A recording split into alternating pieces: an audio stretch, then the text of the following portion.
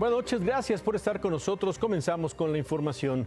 Funcionarios de la Fiscalía de Justicia de Nuevo León y el señor Mario Escobar, padre de la joven Devani, cuyo cuerpo fue localizado la semana pasada en una cisterna en un motel en el municipio de Escobedo, dieron un mensaje donde informaron más detalles sobre qué pasó, qué le pasó a esta joven. Presentaron un video del hotel de aquel 9 de abril cuando no se supo más de Devani.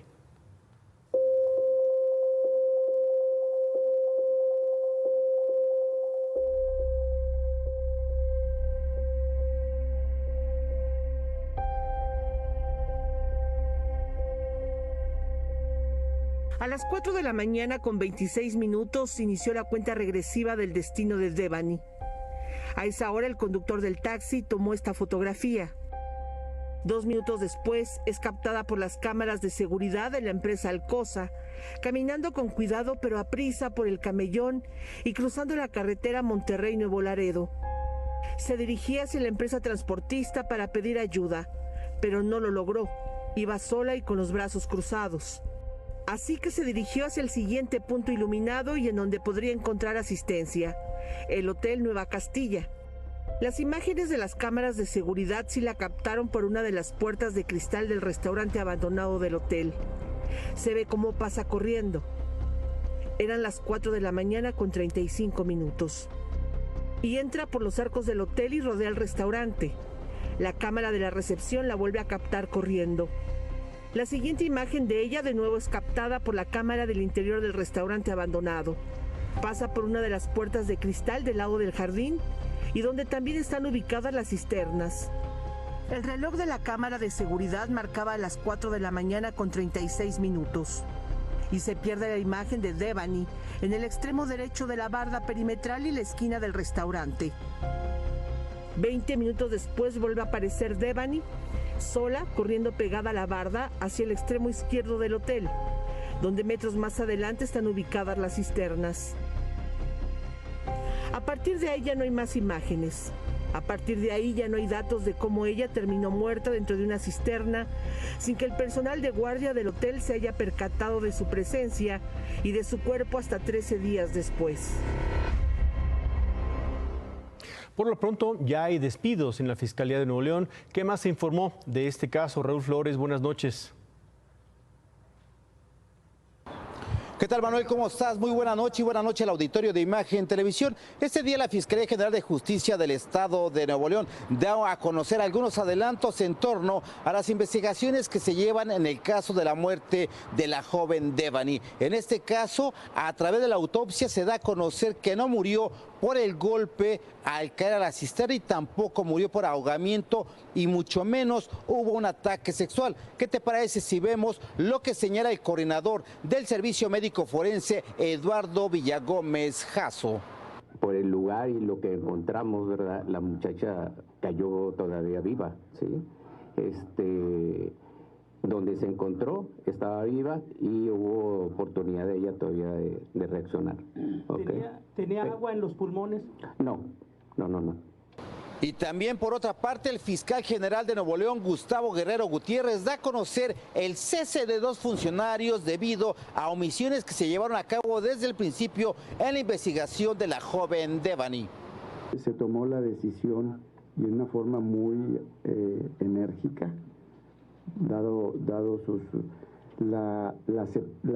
la remoción del cargo del fiscal especializado en personas desaparecidas, Rodolfo Salinas, y la remoción también en esta misma responsabilidad del fiscal especializado en antisecuestros, Eliseo Javier Caballero. Ya por último, Manuel, te puedo comentar que en las próximas horas Mario Escobar, padre de Devani, dará a conocer esta autopsia que mandó a hacer por separado. Manuel, lo que tenemos hasta el momento de información. Muchas gracias Raúl. Buenas noches. La semana pasada mostramos el video de la agresión a una mujer en un fraccionamiento en Juriquilla, esto en Querétaro. Hoy el hombre que presuntamente amenazó a esta mujer habló con Imagen Noticias, pidió disculpas por la forma en que actuó, pero aseguró que reaccionó a varias agresiones que ya había sufrido su familia por parte de esta mujer. Se encontraba mi esposa en el área común del fraccionamiento, en La Palapa. Ella se encuentra embarazada, tiene 6 meses de embarazo. Llevaba a nuestro niño de 1 año y medio en brazos. Se le escapó en un momentito para jugar. En el momento que mi esposa va por el bebé, la señora Yuriko la entrelleva con el hombro. Mi esposa regresa a La Palapa y se sienta en un camastro, la sigue la señora Yuriko, se sienta al lado de ella y la empieza a agredir con insultos. Mi esposa me avisa lo que está pasando, pidiéndome que vaya por ella, pues no se sentía bien. En el momento en que llego yo a apoyar a mi esposa, nos hacemos de palabras, la señora Yuriko y yo. Reconozco que fue una reacción impulsiva, pero cabe aclarar que descargué mi enojo con la silla. Por esa reacción, la señora cae del camastro. 2 años y medio de agresiones verbales y acoso habrían provocado esta escena. De acuerdo con Jesús Israel Caram, la señora Yuriko Guillén comenzó a agredir verbalmente a su esposa y a sus hijos por un conflicto en la administración del fraccionamiento donde viven en Valle de Juriquilla, Querétaro. Ofrezco una disculpa a la sociedad en general por las acciones, pero pido empatía. Estaba defendiendo a mi familia, a mis hijos y a mi esposa, y las agresiones, si bien no se justifican, nunca tuvieron una trascendencia como la que la señora Yuriko está dando, y fueron, a toda acción hay una reacción. Israel asegura que nunca la golpeó o la amenazó con ningún objeto, como se ha denunciado. La señora refirió primero que era una pistola, después dijo que la golpeé, que la pateé. En el momento que supo que había un video en el que se apreciaba cuál fue la situación en concreto, se desdijo. Dijo que ya no era una pistola, que era un cuchillo. Por favor, observen el video. Ahí se aprecia claramente, no hay armas, no hay golpes. La agresión pudo haber sido directa, bueno, fue directa sobre el camastro, y de ahí pues se desató toda esta situación, ¿no?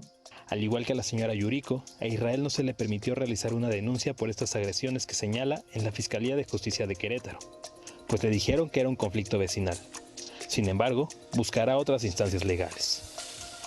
Yo prefería que la situación quedara en paz, pero esto ya tomó otras dimensiones. Se está afectando mi imagen, se está dañando a mi familia. Hay menores involucrados, está mi esposa embarazada, insisto mucho con esto. Por supuesto, ya estamos atendiendo el asunto con los abogados, tanto para defenderme como para hacer lo propio con la señora Yuriko y que procedan las denuncias correspondientes. Bueno, pues aquí el testimonio y muchas gracias por hablar con Imagen Noticias. Con nosotros, por cierto, esta mañana la señora Yuriko Guillén dio una conferencia junto con sus abogados. Ahí reiteró que Israel estaba armado y acusó a las autoridades de no protegerla como se debe. Bueno, al menos 3 camiones fueron incendiados, fueron usados para bloquear la carretera Uruapan-Paracho en Michoacán. 2 de estos camiones habían sido incendiados por hombres armados, quienes bajaron a los conductores y bloquearon la carretera para distraer a los policías estatales. Otro de estos camiones fue incendiado en la salida de Uruapan hacia la autopista Siglo XXI. Este vehículo fue incendiado por un grupo de pobladores que exigen que se elimine el peaje a esta autopista. Hasta el momento no se reportan detenidos por estos hechos. Esta tarde un elemento de la Guardia Nacional disparó contra un vehículo donde viajaban 3 estudiantes de agronomía de la Universidad de Guanajuato. Uno de los estudiantes de 19 años murió y una joven de 22 años se encuentra hospitalizada estable. Esto ocurrió en un camino en la comunidad de Cuchicuato, en Irapuato. De acuerdo con los primeros informes, el elemento de la Guardia Nacional disparó contra la parte trasera del auto. El joven que sobrevivió narró que el Guardia Nacional no les dijo nada y solo disparó. Los jóvenes lograron llegar a la comunidad del Copal, donde otros elementos de la Guardia Nacional desarmaron a su compañero y lo pusieron a disposición de la autoridad. La Universidad de Guanajuato lamentó este ataque, expresaron su solidaridad con los familiares, exigieron también a las autoridades que esclarezcan lo que ocurrió y se haga justicia. También el gobernador de Guanajuato, Diego Sinoé, condenó los hechos.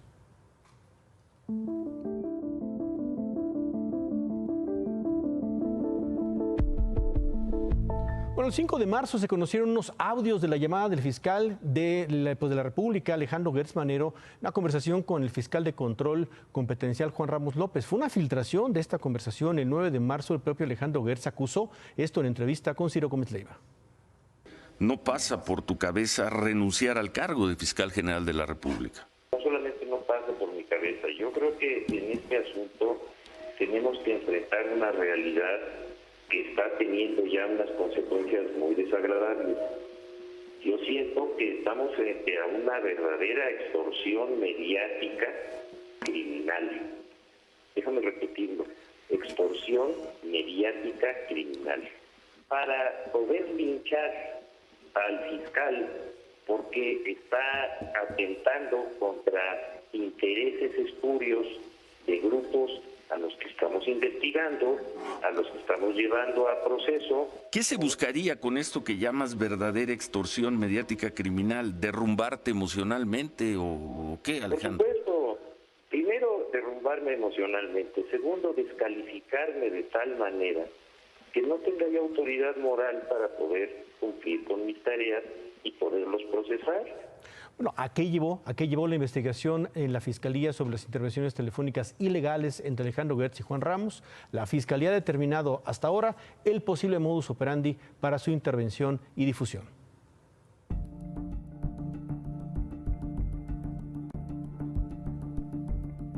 Sobre las intervenciones telefónicas, la principal línea de investigación apunta a esto.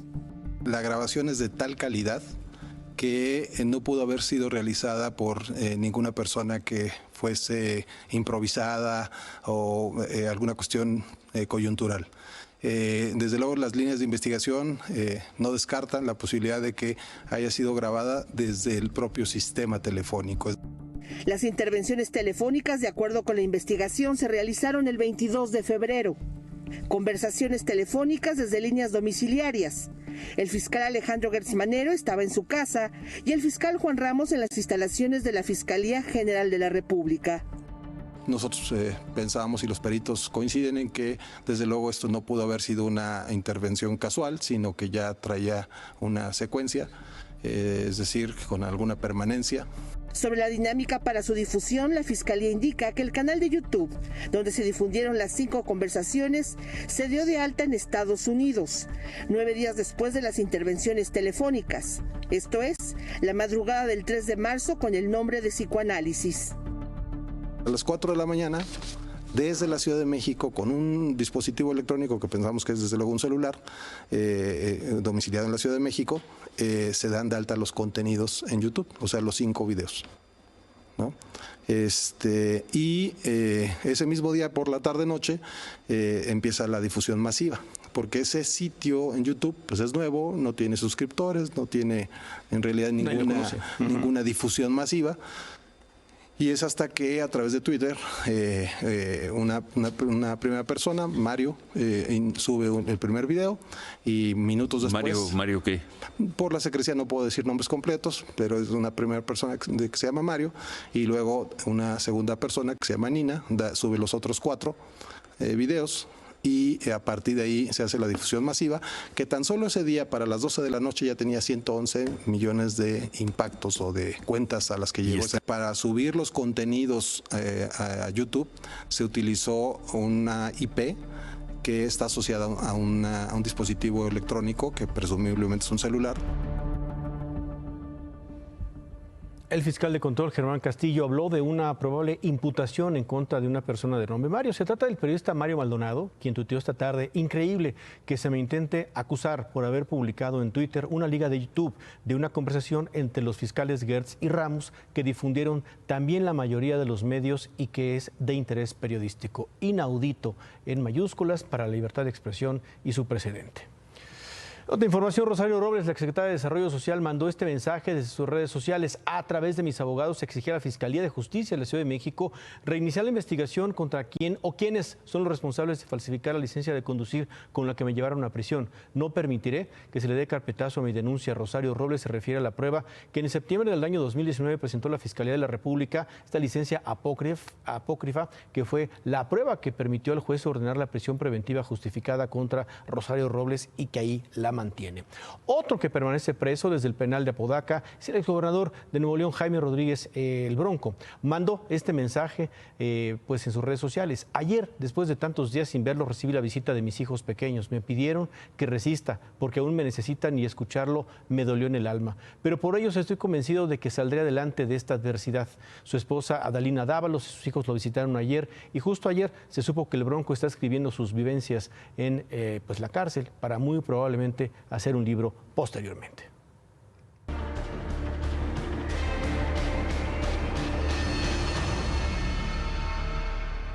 Bueno, y esta madrugada se registró un violento enfrentamiento entre cooperativistas disidentes en las instalaciones de la planta cementera de la cooperativa Cruz Azul en Tula, Hidalgo.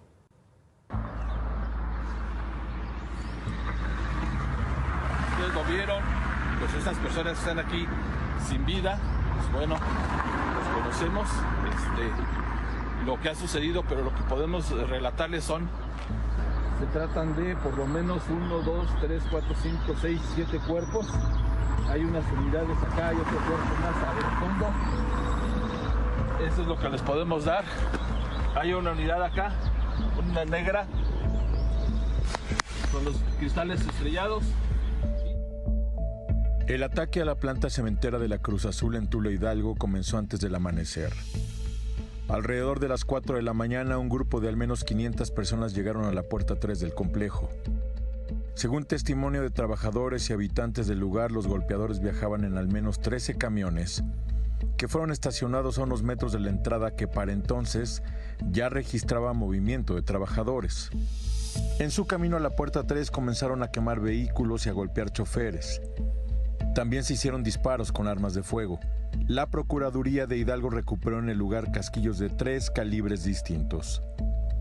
Según las primeras versiones, los provocadores encontraron resistencia y fue ahí donde se dio el peor enfrentamiento con su funesta cuota. 8 muertos, todos tendidos sobre el pavimento. Se veía que venían drogados. Ellos no sabían a qué venían. Porque cuando se encontraron acá con la sorpresa de que los atacaron, igual pues ya muchos empezaron a huir, otros se enfrentaron, ya fueron los que murieron. Pero pues no se sabe quién fue el que nos contrató, pues. El saldo del enfrentamiento: 8 muertos, 1 identificado como trabajador de la planta, 12 heridos, 10 detenidos y 5 vehículos calcinados.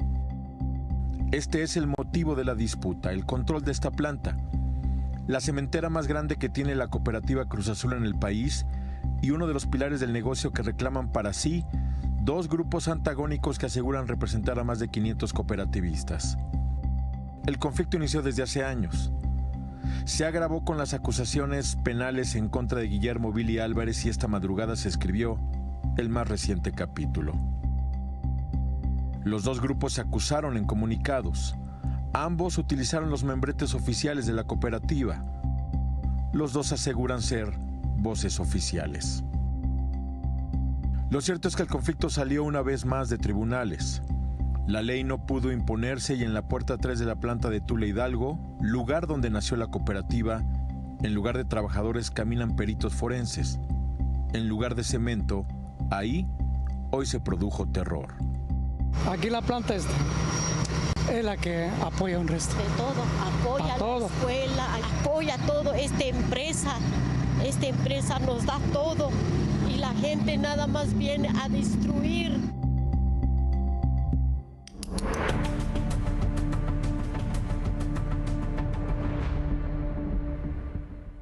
Estos días hemos hablado de un endurecimiento de la política migratoria en Coahuila. Es parte de los acuerdos que el gobierno de ese estado firmó con Letexas. El operativo lleva ya más de una semana y hoy se dio otro ejemplo del despliegue. Una familia migrante trató de cruzar el río Bravo de Piedras Negras hacia Eagle Pass, pero a la mitad, en pleno río Bravo, fueron sorprendidos por un helicóptero de la Secretaría de Seguridad de Coahuila. Tuvieron que regresar hacia territorio mexicano. Otro de los estados que firmó acuerdos fue el de Chihuahua con Texas. Hoy Ciudad Juárez se llevó a cabo una reunión de trabajo con autoridades estadounidenses en las que participaron representantes del gobierno de Chihuahua y del Instituto Nacional de Migración. Esta reunión fue para dar seguimiento a que se cumpla con los protocolos de repatriación de los mexicanos detenidos en Estados Unidos y garantizar un trato justo. ¿Qué tal esa comparecencia? Por cierto, el canciller Marcelo Ebrard y el embajador de Estados Unidos, Ken Salazar, presentaron los primeros resultados del entendimiento bicentenario, el plan que sustituyó a la iniciativa Mérida. Resaltaron que en 3 meses desde que este entendimiento entró en vigor, Estados Unidos judicializó 6 casos contra traficantes de armas, una de las prioridades de México, y también mencionaron detenciones de narcotraficantes y el desmantelamiento de laboratorios. El embajador Salazar dijo que hay avances, pero reconoció que queda todavía mucho por hacer.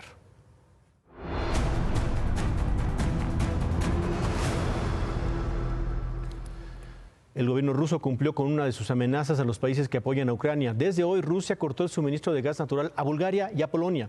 De acuerdo con el Kremlin, los dos países hostiles que no cumplieron con pagar en rublos sus suministros, pues es la razón por la cual se les cortó el gas. Son primeros países de la Unión Europea a los que Rusia les cumple esta amenaza. Bulgaria y Polonia han condenado la decisión, mientras que la Unión Europea consideró que esto pues es solo una provocación más.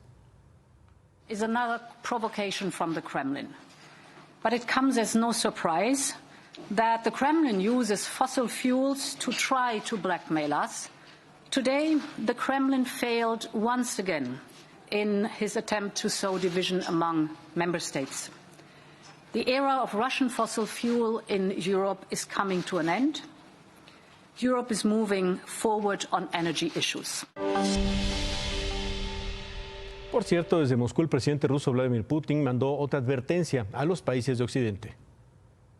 Если кто-то вознамерится вмешаться в происходящие события со стороны, то они должны знать, да, и будут создавать для России неприемлемые для нас угрозы стратегического характера, они должны знать, что наш ответно-встречные удары будут молниеносными, быстрыми. У нас есть для этого все инструменты, такие, которыми не может сейчас похвастаться никто. En la ciudad de Mariupol, en Ucrania, hoy se vieron estas imágenes, largas filas de habitantes para registrarse y recibir alguna pensión o ayuda humanitaria. Mariupol está prácticamente destruida. La ciudad ya es patrullada por rusos y separatistas. Hoy se cumplieron 63 días desde el inicio de la invasión. En otras cosas, en noviembre del año 2016 conocimos este caso, la denuncia de la señora Maite López en contra de su entonces esposo, Noé Castañón. Él es el senador hoy de Movimiento Ciudadano, antes era del PRI, hoy es de MC. Ella denunció en aquel entonces que su ex esposo le había quitado a sus 3 hijos unos meses atrás. Hoy Maite López estuvo en el Senado, fue invitada por un grupo de senadoras para impulsar una ley contra algo que se llama la violencia vicaria. Es decir, aquel tipo de violencia contra las mujeres en casos relacionados con la custodia de sus hijos. Maite López dijo que no ha visto a sus hijos desde hace 6 años. Afuera del Senado le preguntaron ahí al propio senador Castañón sobre este reclamo que le fue a hacer su ex esposa, quien lo acusó de violentador. El senador respondió así. Una determinación judicial evita que la señora, por cuestiones que no quiero decir aquí, tiene una prohibición de acercamiento a los menores. ¿En algún futuro los podrá ver? Claro, de su madre. Yo no uso ninguna influencia, uso la ley y me defiendo frente a los tribunales. Si ella acude a alguna otra instancia solicitando algún tema, yo lo desconozco, ni puedo afirmarlo ni negarlo. Lo que sí le puedo decir son de hechos y conductas propias que siempre he tenido, y ahí están los expedientes para que lo corroboren, al apego de la legalidad. La Sala Superior del Tribunal Electoral emitió la resolución relativa al cómputo final del proceso de revocación de mandato. Resolvió pues lo que ya se sabía, que el proceso carece de efectos jurídicos al no haber participado al menos el 40% del padrón electoral. Para esto se convocó una sesión solemne en la que estuvieron invitados el presidente de la Suprema Corte de Justicia, el ministro Arturo Saldívar, también el consejero presidente del INE, Lorenzo Córdoba, el secretario de Gobernación, Adán Augusto López Hernández.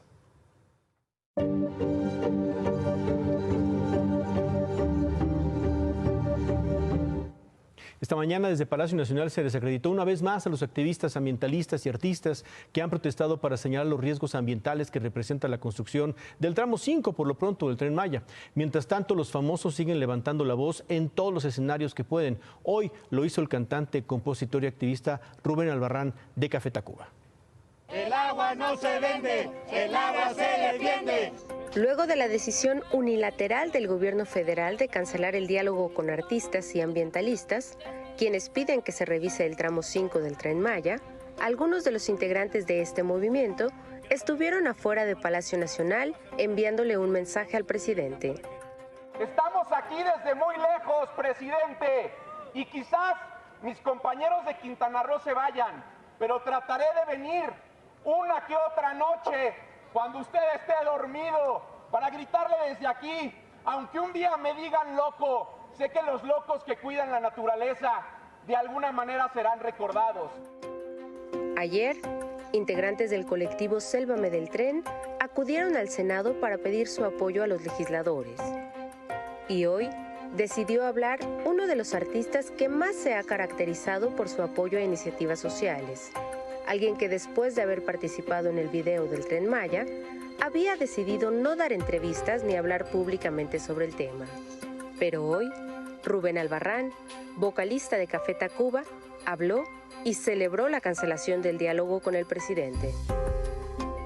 Qué bueno que no nos recibió, pues dentro de Palacio Nacional, ese oscuro lugar desde donde se han venido ejecutando tantas atrocidades en contra del pueblo y la naturaleza, siempre con la falsa y fallida promesa del progreso, el desarrollo y la modernidad, a manos de sus vergonzosos antecesores, en donde se jugarían las reglas del poder y donde nosotros, si bien nos brindaban la palabra, habríamos de hacerlo de forma acotada y precensurada, hablando solo del tramo 5 y de forma que a usted y a su equipo no les molestara.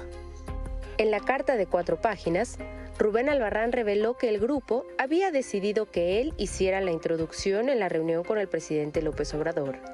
Aseguró que entre los integrantes del colectivo hay posturas diferentes, pero han logrado encontrar un punto medio para defender la selva maya y el entorno biológico, social y cultural de la zona. Reconoció que sus preocupaciones van mucho más allá del Tren Maya. Pero algunos aquí no queremos hablar solo del tramo 5. Queremos hablar de la totalidad del proyecto Tren Maya, pero también del corredor interoceánico, ese macroproyecto aún más amenazador que el Tren Maya. Y más allá de estas cuestiones, conversar de otras preocupaciones que nos quitan el sueño, como la reforma energética, la minería a cielo abierto, las aguas nacionales concesionadas y contaminadas, el asesinato de los defensores del territorio, de los defensores de la libertad de expresión, la alimentación, la educación, el narco, los feminicidios, la omisión de la lucha feminista, los derechos de la comunidad LGBT. Una vez más, Rubén celebró la cancelación del diálogo, pues asegura que así, mediáticamente, el presidente les brindó el espacio de la opinión pública. Adelantó que seguirá usando su pequeña tribuna para expresarse y que así la población conozca cuál era su intención y en qué tono le hablarían al presidente, a quien aprovechó para hacerle una recomendación. Usted puede recargarse en nosotros y en muchos otros grupos, organizaciones, asociaciones, comunidades y ciudadanos que están ocupados, honesta y comprometidamente en estos temas. No se recargue en quienes tienen intereses políticos o económicos, personales, particulares o de grupo, quienes han sido corrompidos por el dinero y o el poder. La pobreza es muy mala consejera y el poder ha mantenido por decenas de años en la pobreza, la explotación, la falta de nutrición y educación a tantas personas que por un puñado de billetes están dispuestos a traicionar a sus comunidades.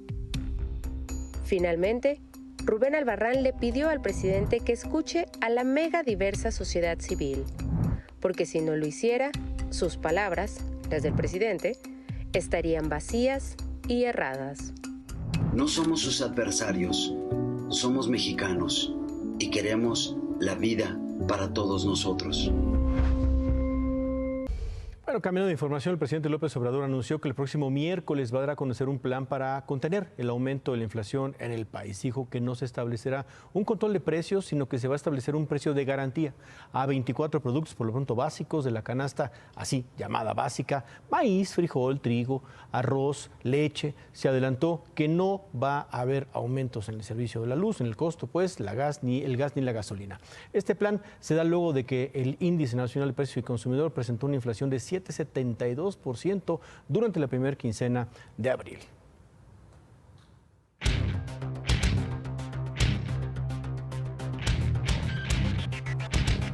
David, buenas noches. Anoche no tenías claro el panorama de cómo venían las cosas para el día miércoles. ¿Ya lo aterrizaste? Ya está mucho más aterrizado porque es una negociación en proceso. Okay. 1, ya se sabe que no va a haber precios máximos. La iniciativa privada le ha recordado al gobierno no solo la historia, sino lo mal que funcionaron los precios máximos en materia de O sea, no de van a gas. topar precios, no hay tope de precios. No va a haber topes de no precios. Tope, no tope, ok. Es una negociación entre el gobierno y las empresas, en la cual la iniciativa privada está pidiendo que entren todas las empresas de esas 24 productos. Por ejemplo, se estaba negociando nada más con las dos principales empresas productoras de leche. La iniciativa privada les dijo, oigan, hay muchas más empresas que producen leche, mucho más nos tenemos que sumar. Es decir, los empresarios sí están dispuestos a tomar una parte del aumento en el costo del precio, siempre y cuando sea una medida limitada en el tiempo, por la característica de dónde proviene la inflación, que es una inflación en la que poco tiene que ver México. Segundo, han estado pidiendo algunas cosas que ya se les han ido cumpliendo. El tema de las devoluciones de IVA en las importaciones, que se ha convertido en un cuello de botella, ya el Servicio de Administración Tributaria las está destrabando. Y hay otros temas que tienen que ver con seguridad. El precio del limón no se explica por la crisis, porque esté bloqueado el puerto de Shanghái o por la invasión de Rusia a Ucrania. Ese se explica por inseguridad. Y también el gobierno le está poniendo a temas de seguridad, a temas de baja de disminución en el costo del transporte. Es decir, es un pacto, no es un pacto, ya me dijeron que no deje de decir que es un pacto como el de solidaridad, porque aquí solo es gobierno y empresas, que no tienen nada que ver los trabajadores, y por la característica de la inflación, que es una inflación que viene importada, que va a ser limitada y que esa es la manera de que disminuya. Así será el anuncio, quizá no es el miércoles como lo dijo el presidente, porque sigue negociando y está negociando cómo hacerle que cada quien ponga una parte para disminuir el avance de precios. Ok, entonces es un acuerdo, digamos, no va a ser un pacto, es un acuerdo de entrada. Es un acuerdo. Un acuerdo. No va a haber tope de precios, 24 productos y va a ser temporal. ¿Qué tan temporal? Este año. Este año. Sí, porque se está considerando que la inflación está cerca de su tope y que irá disminuyendo este año, de acuerdo con los analistas, como al 6.8, es decir, un punto menos de lo que está ahorita. Hasta finales del 23. Hasta finales del 23, entonces que ahí lo van a ir deteniendo. ¿Y qué pone el gobierno? El gobierno va a poner devoluciones de impuestos, va a poner sistemas de seguridad, va a poner destrabar trámites. Va a poner destrabar trámites, ser más rápida todo este tipo de operaciones. Se trata de, yo creo que es un buen pacto, yo creo que lo están haciendo. Que no es pacto, señor, acuerdo. Ah, es un acuerdo, sí, perdón, no es un pacto, tienes razón. Gracias por corregirme. Muchas gracias, David. Buenas noches. Buenas noches, ¿no vas a rematar hoy no es viernes? Ah, sí, no, sí remato. Sí, pues órale vas. A la señorita que da la información en el gobierno, ¿cómo se llama? Vilchis. García Vilchis. Vilchis.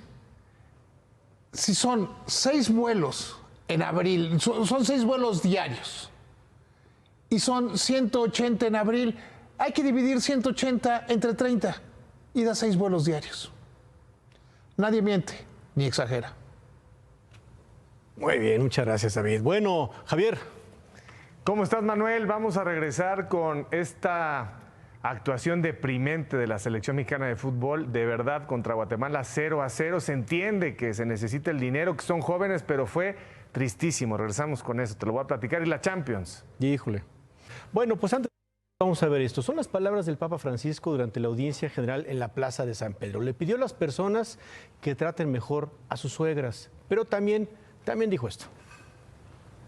Sì, dalle volte sono un po' speciali, ma ti hanno dato la maternità del coniuge, ti hanno dato tutto. Almeno farle felici, che portino avanti la sua vecchiaia con felicità. E sì, se hanno qualche difetto che si correggano, no? Anche voi suocere vi dico, state attenta con la lingua, perché la lingua è uno dei peccati più brutti delle suocere, ¿no? State attenti. El buen deseo del Papa. Con esto nos despedimos. Muchas gracias por su compañía. Se quedan con ¿Qué importa? Buenas noches. Descanse.